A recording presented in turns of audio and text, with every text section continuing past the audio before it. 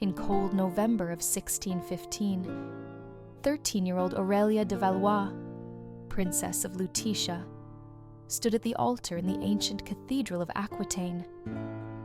Her gaze was filled with a childish melancholy. Before her, dressed in velvet and gold-embroidered robes, Baron Zeller spoke the wedding vows on behalf of the Hesperian Prince Maximilian, heir to the throne of the Kingdom of Cygnus.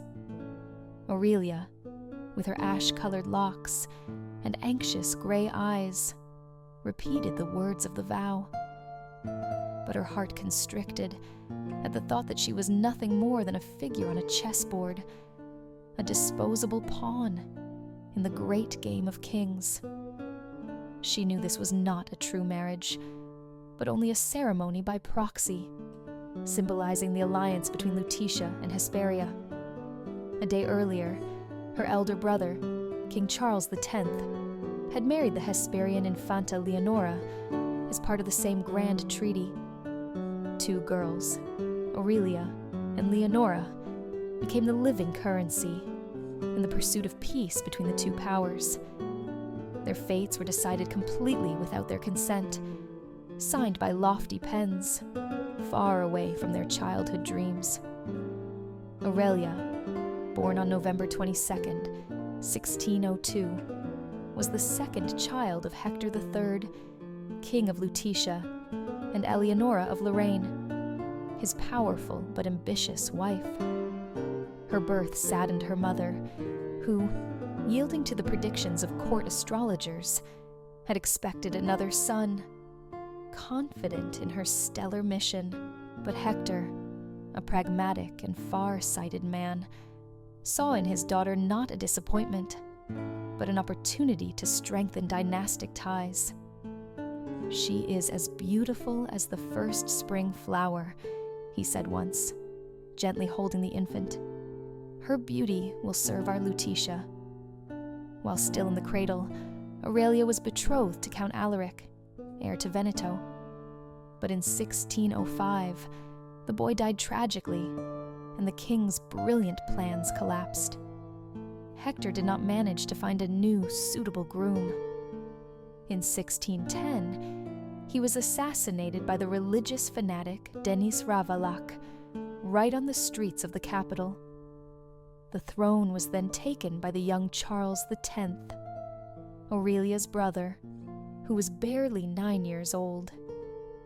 The regent for the minor monarch became Eleonora of Lorraine, whose political ambitions extended far beyond Lutetia. Unlike the late Hector, who dreamt of an alliance with Sirmia through Charles's marriage to Duchess Adela, Eleonora saw the key to stability and the strengthening of her own, Eleonora's influence, in a powerful Catholic union with Hesperia. In 1611, she concluded the double marriage treaty. Charles was to marry Leonora, daughter of the Hesperian king, and Aurelia, her son, Prince Maximilian, the future Maximilian I. "This is our duty before the crown and God," Eleonora sternly told her daughter, when the child, still very young, tried to object, defending her unfulfilled dreams. "You will become the Queen of Hesperia." Aurelia, with her ever-serious gaze, reluctantly nodded, but a growing melancholy swelled in her heart. She did not want to leave her beloved Lutetia, its blooming gardens, its precious books, her friends in Saint-Germain-en-Laye, where she grew up among other royal children, including her father's many bastards. The weddings took place in November 1615. On the 21st, Charles and Leonora were married. On the 22nd, Aurelia became the wife of Maximilian, represented by proxy. 3 days later, she first met her husband on the border, on the legendary Isle of Pheasants, where Lutetia and Hesperia exchanged their princesses like fragile gifts of peace. She was 13. He was 10. He was a thin, frail boy, with dark brown eyes and a reserved, almost shy smile.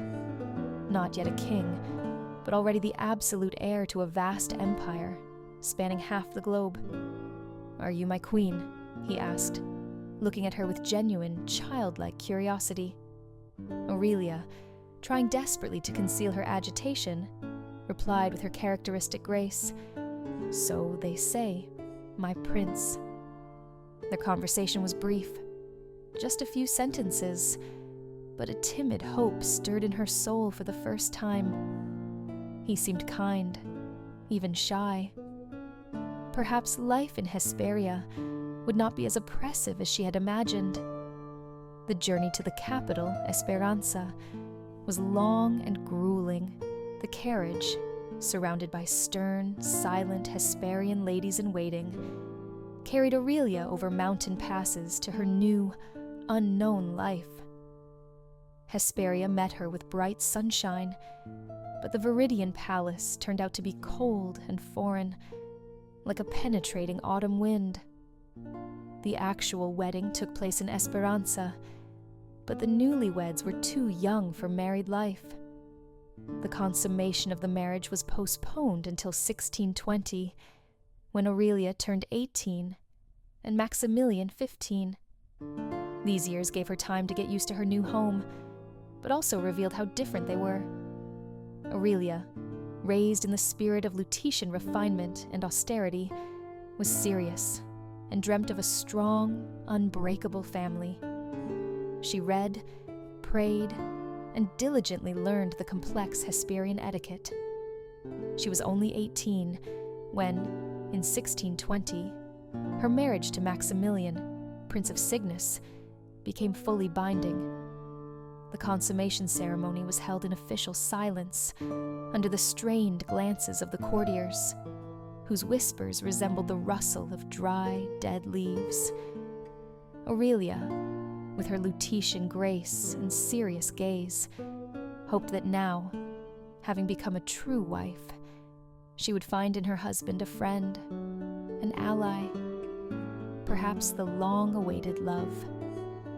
But Maximilian, a 15-year-old youth with dark eyes and a careless, frivolous smile, viewed the marriage only as yet another obligation in an unending sequence of court affairs. "Now you are the queen," he told her after the ceremony, carelessly adjusting his lace collar. "Hesperia expects much from you." His words were light, almost indifferent, and Aurelia felt her heart contract with bitterness. She wanted to object, to voice her pain, but she merely nodded quietly, hiding her growing disappointment behind an impeccably polite, courtly smile. In 1621, the king, Maximilian's father, died. 16-year-old Maximilian I ascended the throne of Hesperia. Aurelia, at 19, became the queen of a mighty empire, stretching from the New World to the northern duchies. She sincerely wanted to be not only her husband's shadow, but also his reliable support, the mother of his heirs, the keeper of their family hearth. However, Maximilian, though deeply religious, sought solace not in his wife, but in fleeting, frivolous passions. His penchant for theater, hunting, and most painfully women, became a court legend, the subject of endless gossip. Court ladies, actresses, even maids fell under his dangerous, youthful charm. Aurelia, raised in the strict and virtuous traditions of the Lutetian court, felt her cherished dreams crumbling into dust. "You are the king, but does that give you the right to forget about me?" she asked once, when Maximilian returned late at night, smelling of expensive wine. He only laughed carelessly. "Aurelia, the world is full of beauty. Don't be so severe, my dear. Enjoy life." His cold lightness wounded her to the core, but she remained silent, clutching her prayer book. Soon after the consummation, Aurelia became pregnant, offering hope to Hesperia. In August 1621, she gave birth to a daughter, Anna Louise. But the tiny girl lived for only one day. Aurelia stood by the small cradle, her hands trembling with grief, her eyes full of unshed tears. "I gave you the child you waited for," she whispered, looking at Maximilian, who stood silently by the door, like a stranger. "Why does God take her?" He approached, touched her shoulder, but his voice was cold and detached. "We are young, Aurelia. There will be other children." She nodded, but a gaping void grew in her soul. Over the next few years, she gave birth again and again, trying to fulfill her duty to the crown. In 1623, Maria Theresa was born, living less than a month. In 1625, Eleonora, who died at 18 months. In 1626, a daughter was born stillborn, and in 1627, Isabella Maria faded away on the day of her birth. All of them died in infancy, taking away her hopes, her strength. Courtiers whispered in the corners, "The queen cannot provide an heir." Their reproachful glances stung like sharp needles. But she endured, hiding this unbearable pain behind impeccable lutetion restraint. Aurelia felt guilty, as if her body were a traitor to the kingdom.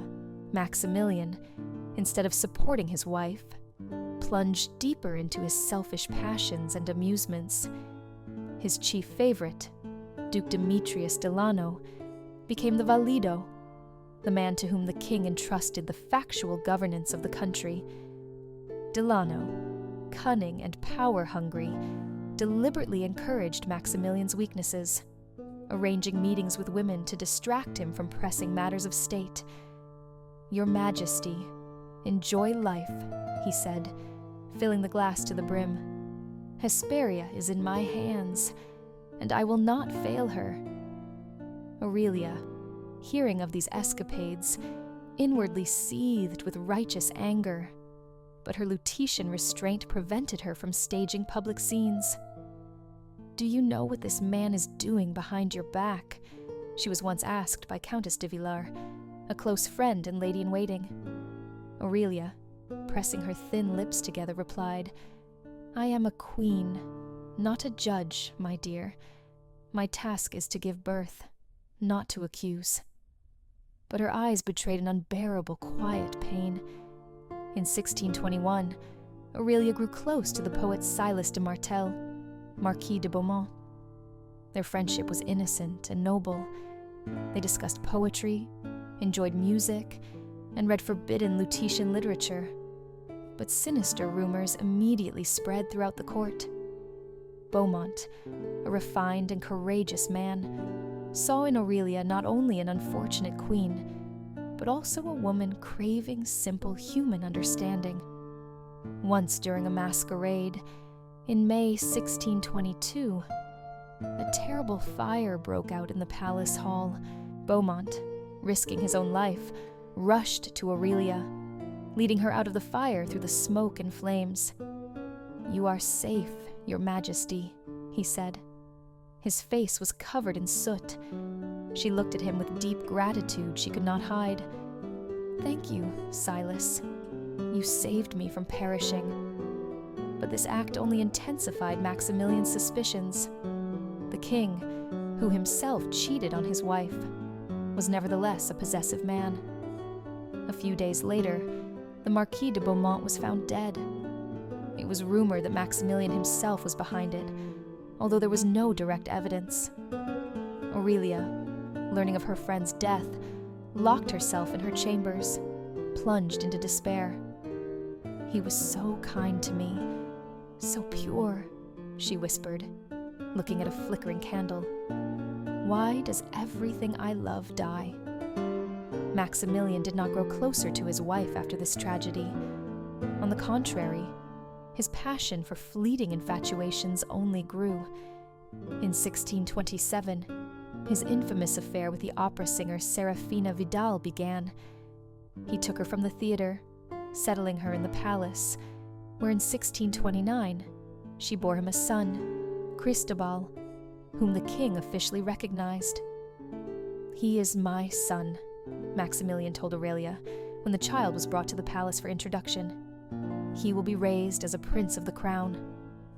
Aurelia, clenching her hands into fists, replied, "And my children, why do they die while yours, born in sin, live?"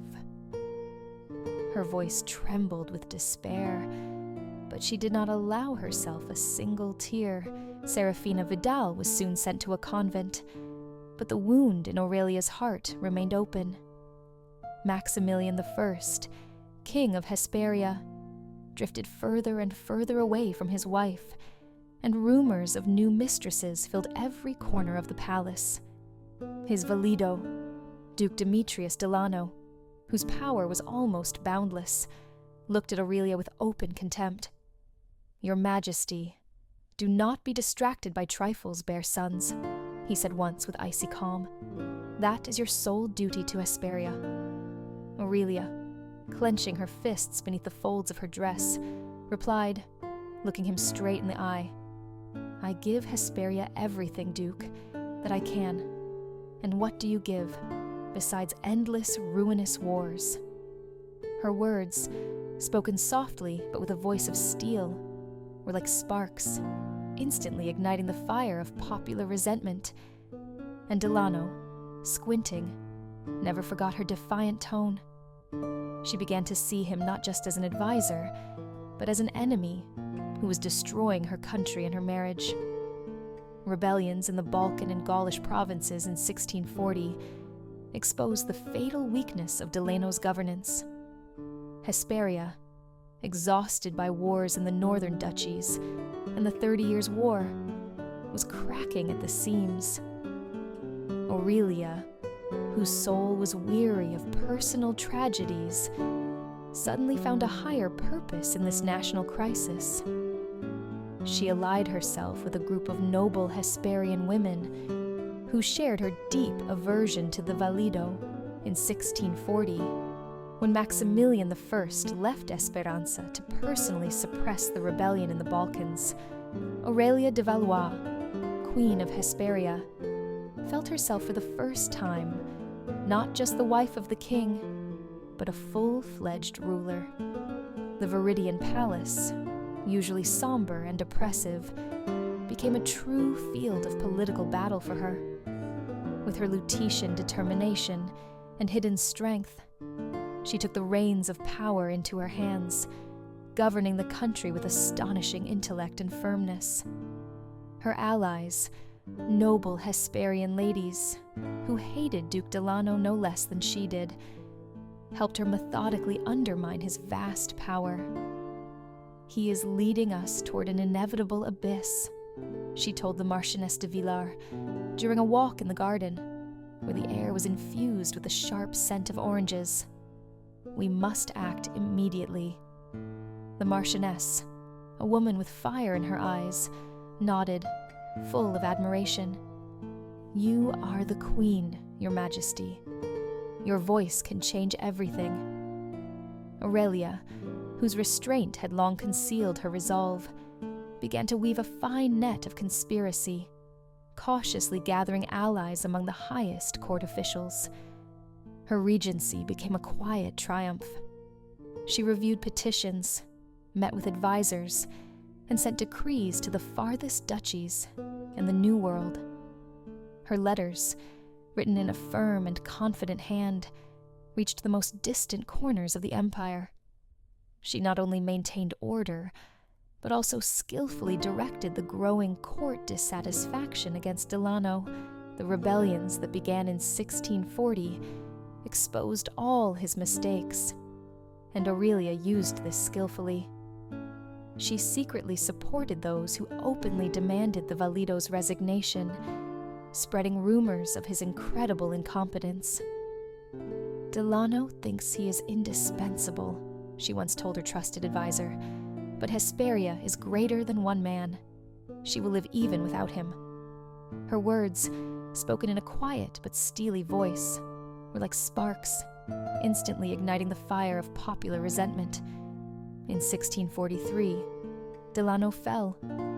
Maximilian, returning to Esperanza, was astonished by his wife's successes. He entered her chambers, where she was sitting at a desk, signing important decrees. "You have done more than I could ever expect," he said. His voice was filled with unconcealed surprise. "Hesperia is indebted to you, Aurelia." Aurelia looked up, her eyes shining. "I did it for us, Maximilian, for Hesperia, and for our family." For the first time in their long marriage, she felt that he saw her not only as a queen, but as an equal partner. He took her hand, his fingers warm. "You are stronger than I thought," he said softly, as if admitting an error. She smiled, but a sad shadow stirred in her heart. This moment of happiness was too fragile, too late. But even this great political triumph could not heal her personal wounds. Aurelia continued to lose children. In 1634, Francis died, and in 1636, Maria Anna. Her hope rested on Leopoldus, the heir, and Charlotte, born in 1638. Leopoldus, a youth with dark eyes like his father's, was her pride and the future of Hesperia. "You will be a great king," she whispered, adjusting his dark hair. "But be kind, like your mother." But in 1646, when he was only 16, Leopoldus died of a sudden case of smallpox. Maximilian, consumed by his passions, did not grow closer to his wife even after her triumph. His affairs continued, and the court buzzed with rumors of new mistresses, like a swarm. Aurelia, whose soul was weary of unbearable pain, found solace only in deep faith and in her children. Charlotte, her only surviving daughter, became her light. But Aurelia's health was rapidly failing. Years of losses, her husband's infidelities, and court pressure undermined her strength. In October 1644, during another pregnancy, she suffered a miscarriage. She lay in her chambers. Her face was pale, like expensive marble. "I am so tired," she whispered to Countess Villar. "Perhaps God wants me to rest at last." On October 6th, 1644, Aurelia died. She was only 41 years old. Maximilian, learning of her death, locked himself in his private chambers. He did not weep, but his face, usually lively and carefree, turned gray and frozen. "She was better than I deserved," he said to his confessor, his voice broken. "I gave her not a drop of happiness." The funeral took place in the Pantheon of Kings, where her body was laid to rest among the ancestors of the Cygnus dynasty. 5 years later, Maximilian married his 14-year-old niece, Mariana. But this marriage did not overshadow the memory of Aurelia. Her daughter Charlotte became Queen of Lutetia, marrying Charles XI, and carried back to her homeland the warmth of her mother, her strength, and her unwavering faith. Aurelia did not find the quiet, domestic happiness in Hesperia she had dreamt of when leaving Lutetia. Her life was a chain of losses, betrayals, and internal struggle. But in her brief triumph as regent, in her boundless maternal love, in her fortitude in the face of pain, an eternal light remained. She did not change the fate decided for her at 13, but she left an indelible mark on Charlotte, on the Hesperia she saved from Delano, and in the memory of those who knew her as a queen, with a heart full of unfulfilled hopes. And somewhere in the silence of Hesperian cathedrals, or the shady Lutetian gardens, her spirit, like the wind, whispers one thing: even in the deepest shadow, one can find the strength to shine.